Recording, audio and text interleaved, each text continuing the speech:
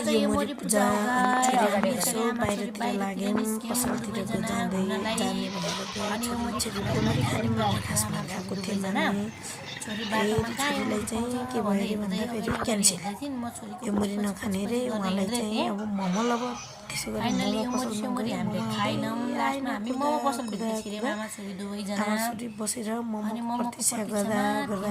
छोरी मोमो खान पाएर मक्ख थिइन् थाक लागिसक्यो त्यसपछि छोरी चाहिँ मोमो खान पाएपछि मक्ख हात लगाएर बसिरहेको छु यस्तो छ त्यहाँ चाहिँ अब यो मुरी खान जाने भनेको त लास्ट चाहिँदैन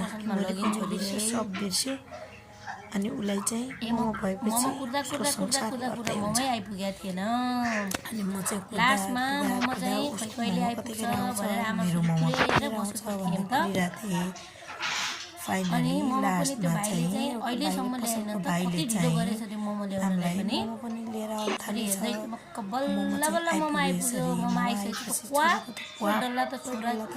बुझ्छ अनि मोमो खान पाएपछि त उनीलाई त पुरै संसारै अर्को नि फेरि गम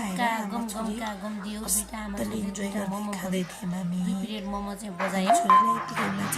हेर्नुहोस् हामी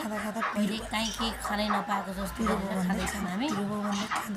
यसरी मोमो चाहिँ पनि खाइयो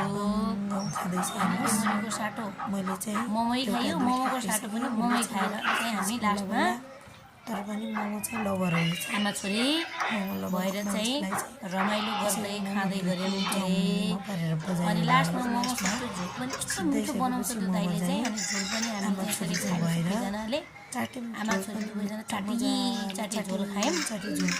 चाटी खाइसकेपछि अब खाने पनि त भएन पैसा तिर्नु पर्यो त्यतिकै फेरि मलाई दिँदैन पसलतिर गएर होइन मोमो खाएर पनि पुगेँ यसरी चाहिँ अनि फेरि आएर म चाहिँ हप्ता सुप समाति